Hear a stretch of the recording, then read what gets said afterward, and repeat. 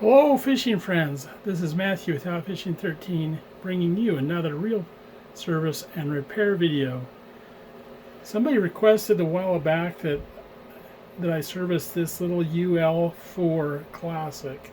It's the micro Zebco trigger spin or trigger cast.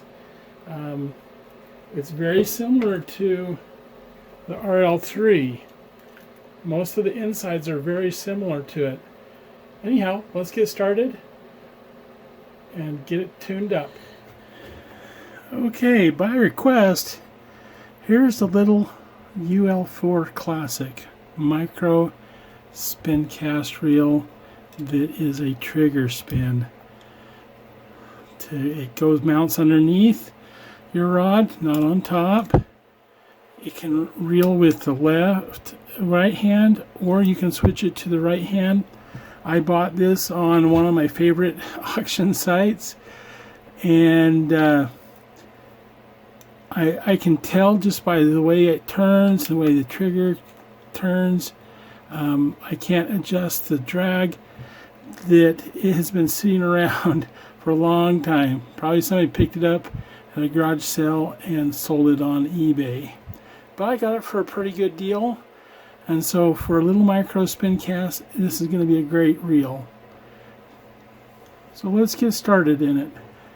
So when you're servicing a Zebco reel, you don't need a lot of tools to do these because they're pretty simple, but you will need some good fishing reel oil, and you'll need some good fishing reel grease. You'll need, on this one, it has a little Phillips screwdriver right here. A little Phillips screw, so you'll need a Phillips screwdriver, you'll need a big screwdriver, maybe a little screwdriver, and maybe a pair of pliers. Okay, so let's get started. The first thing that I always do with any Zebco reel is I take the front apart. So let's get started on the front. On this one, you turn it a little turn to the left. It just turns like a half an inch, and you wiggle and you take that off. Okay, I like to inspect things as I go. This one's pretty dirty. I'm going to need to take and wash it out. The best way to wash this out is to use some soap and water to get all the old oil and grease off. Then, holding the handle, take and turn this spinner cone assembly off.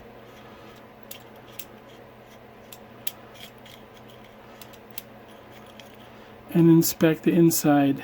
Everything looks good in here. Okay, next I'll need a screwdriver to take this E-clip off here. So I just want to, well, this is a better way actually. Take a little screwdriver and put it in here and kind of twist it here.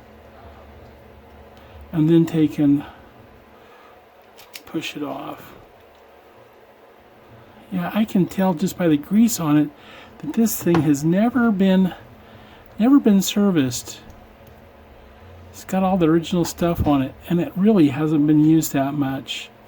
Okay, this right here is, it does two things. It acts as a drag washer, and it also acts as a line keeper to keep the line from coming up underneath it. We'll take the spool off. It doesn't have any line on it. Then we're going to take off this drag washer here. Now I want to look. Oh, here we go. I was missing a few things, but underneath here is a stainless drag washer. It's a slotted one, and then there should be a little plastic Teflon drag washer, and it was totally stuck to that. So it's good we're servicing this. Okay, we got everything taken apart here. Now, one of the things that concerns me, oh, now it's going to move. Oh, nice. So this thing was stuck on there so bad that this wasn't moving at all. And I'm going to make sure that, well, let's see if this is going to move. Oh yeah, it's going to move just fine. I'll make sure this gets lubricated up for our... Now I can take the handle off. Now again, I'm going to switch the handle on this. when I reassemble it, because when I'm fishing, even though I'm right-handed, I like to spin the reel with my left hand because I cast with my right hand, and that way I'm right here. I don't have to cast and then switch my hands like this. That's the way I like to do it. So this little reel right here, with the neat thing about it is you can easily switch the handles. Now this reel right here is advertised as 1 ball bearing, and the ball bearing is in here on the main shaft. Now here's a tricky thing that you need to know about this particular reel. Most of the backs come off by twisting it, just like you did the front. It has slots in it, but not on this one right here. It's a little bit tricky. What you need to do is take a screwdriver and get in between some place where you can pry. You need to pry it because it has these little things here, these little dimples here, but they're not slotted. So here's another little spot right here that you can use to start prying it off, and it just comes straight off like that. And those little dimples right there, just go down a little bit, and this kind of snaps in place. So if you're trying to spin your UL4 and take that cap off, it's not going to work because it's just going to snap off. Okay, that was really easy. Okay, the next thing we need to do is we need to take the trigger off, and it just has a little screw that acts as a little hinge or pivot. So let's take that off and fish it out. Okay, this one's being stubborn, but we don't want to get after it too hard because we don't want to break something.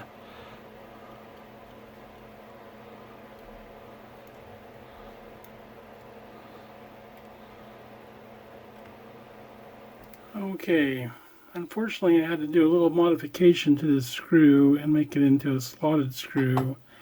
And it is a specialty screw, so if you can avoid stripping a screw out, I recommend you do it. But I used my Dremel and was able to get this screw loosened up and turn it into a slotted screw. But it's a very specialty little screw. Let me show you what I mean.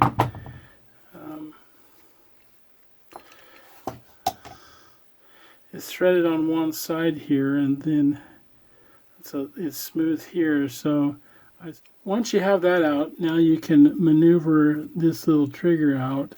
So just kind of work it out.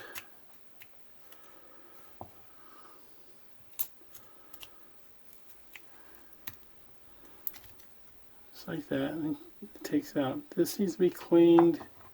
This needs to be cleaned. Alright, now we're at this point right here. And we have a couple of plastic bushings. There is one ball bearing in this, and it's down here in the middle. So I want to take this bushing out here. These cannot be super tuned, but these plastic bushings are actually very durable. They just need to be cleaned. So we'll take they have a little keyway. It's kind of hard to see here because it's white, but there's a keyway, and these only line up one way. These little nylon bushings. Okay, now here's one of the things you want to pay attention to is getting this anti-reverse back together properly. So we just need to make sure that we take it out and get it back together properly. So let's take a look at it on this side right here. So notice that we have this little spring right here that goes in that slot. And when you look at it from this direction, that's what it looks like. Let's take off this little washer right here. Notice what it looks like right here, like this. Okay. It's just a little spring. This spring goes over this little center part right there.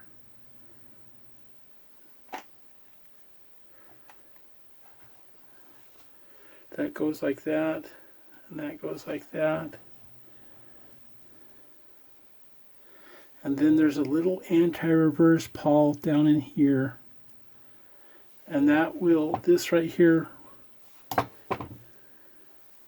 it goes in like this.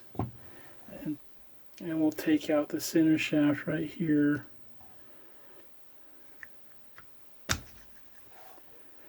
There we go.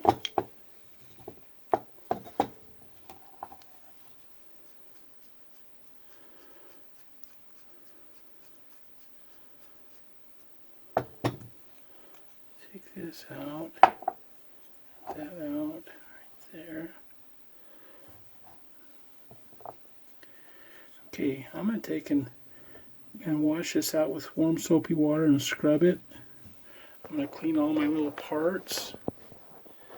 All these parts are going to get cleaned with soapy water and let it dry out. And then we'll come and we'll put it all back together. Okay, I've got all my parts cleaned up. And I'm ready to start putting the little UL4 back together. We're going to put it together in reverse order. And as we go, we'll lubricate things and grease them so that it's going to run nice and smoothly. One of the first things you want to do is, this is kind of a little sealed bearing right here. You'll want to take and add a little bit of oil to it just so it can soak in. And just needs a few drops. Alright. That's the only one that really needs to have oil on a bearing like that. There's other little pieces that you can take and oil, like this little screw right here. Oil that. And we're going to oil other things as we go. So the first thing I'm going to put back in here is this little bearing. And it just needs to go in here like so. Here. That's going to seal that from moisture, and it'll allow me to put little drops of oil on there from time to time. Little tap tap the screwdriver and get it all the way in there.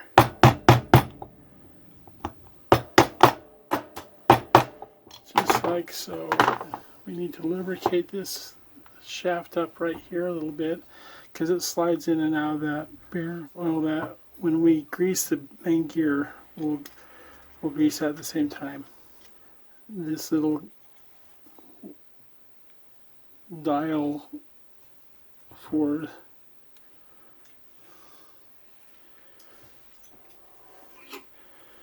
the drag back together, and it's a reverse gear, so we'll just screw it in reverse, and we want to screw it all the way down until it's flush.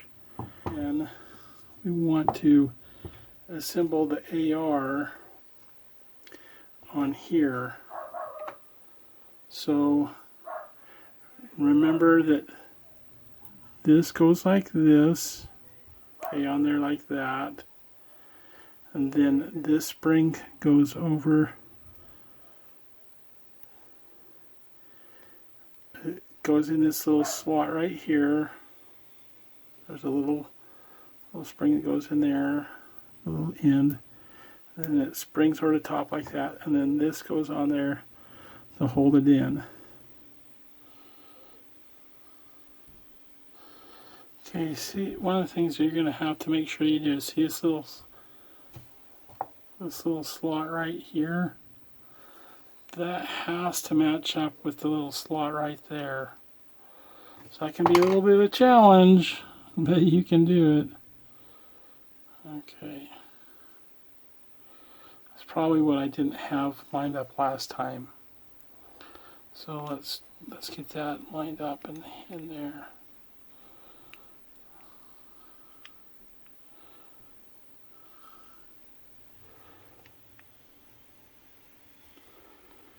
Okay, that time it went in there really easy, so I feel like I got it.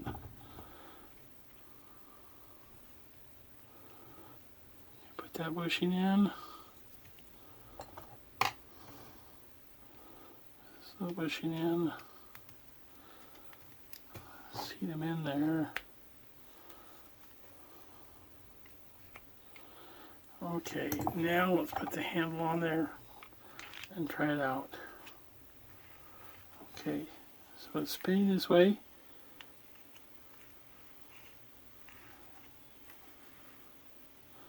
Okay, then let's turn it off. Okay, and it spins freely backwards, which is what I want. Okay, let's turn it on. Okay, great. Now what we're going to do now is we're going to grease this and put a little bit of oil on things. Alright, so let's go ahead. I'm going to switch the handle around. And what I want to do is I want to put a little bit of oil. I don't want to put grease, I want to put oil on these bushings right here. And then this right here is a bushing that goes against the bushing. So let's take and put this on here. And I'll put this on here.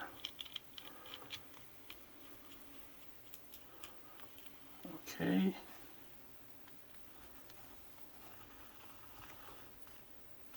Okay, excellent.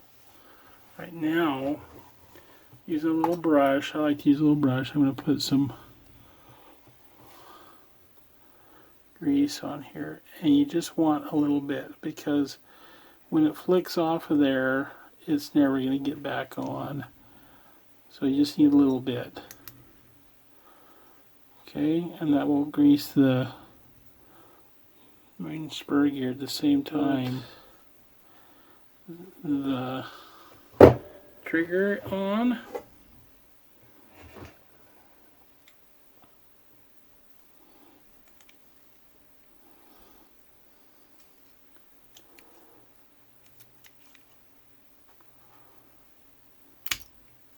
There we go. And I'm going to put a little bit of oil here, a little bit of oil here.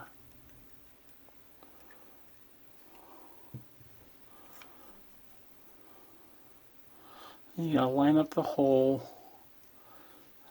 and then drop your screw in. Get that lined up.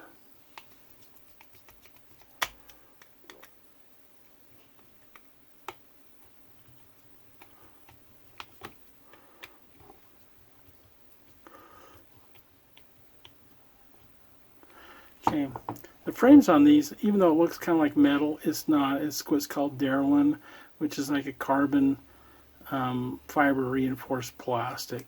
Very tough. Okay, that's nice and smooth. I'm going to add a little bit of oil right here. Let that soak in, because this plastic part acts as a bearing. Oh, hey, that's a lot smoother than it was before. It was quite sticky before. Now I can put the back cap on, and remember, it just clicks into place. And you shouldn't put any oil or anything like that, because that just attracts dust and stuff.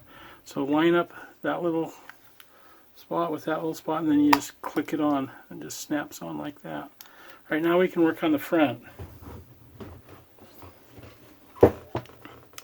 So the first thing that goes on is this little piece right here. This is the piece that actually actuates your drag. This part goes into there, and then this little hole sits in that little hole right there. So make sure this sits down flatly. That little spring right there is just a little clicker indicator when the drag goes out. Okay, the next thing that goes on here is you need to put a little bit of grease, very lightly, just to lubricate that, and lubricate the spool shaft just a little bit. Okay, the next thing that goes on is this stainless steel slotted washer. Slip that on there and add a little coat of grease, so lightly you can just barely see it.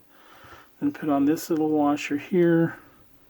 Again, add just a very, very, very thin coat of grease. Then the spool. Now, one of the things you want to make sure that you do is that the drag is all the way loose. And that makes putting on the clip ring easier. take and add just a tiny bit of grease on here. Put on this last washer, it's slotted, so you want to make sure it gets down in there. You can add a little tiny bit of grease and then put this on here.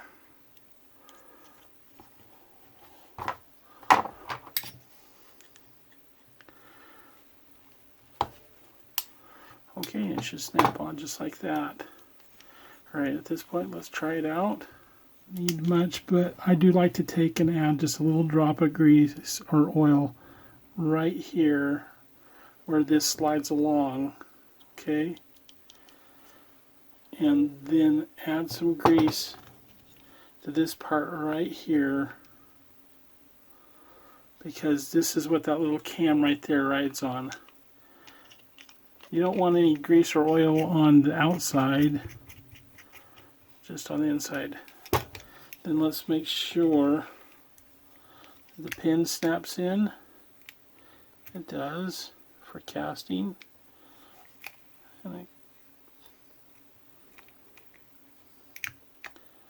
Okay, looking good. Alright, last thing. These were from another reel. Sorry, I had those out there, but they were from a different reel. And then you can take and you want to make sure that there's a little hole, and it's funny, they have it blocked off with the sticker, so I'm going to make the hole. Just take a little pin. There's supposed to be a little weep hole right there for water to come out. And so it's funny, it was never poked out properly, but that's what it's for. That goes on the bottom. So when you put the cap on, that little weep hole is right there for letting water to come out as you're fishing. But there it is. Neat little reel. UL4 Classic. It's called a feather touch as well, because you can feather it when you cast it. You can take and feather this to stop it and get it right where you want to go. But neat little reel. I wouldn't put, you could put 8-pound test on here, but the best is to put 6-pound test monofilament. Let me know if you have any questions, comment below, and thanks for watching. Thanks, and have a great day. Bye.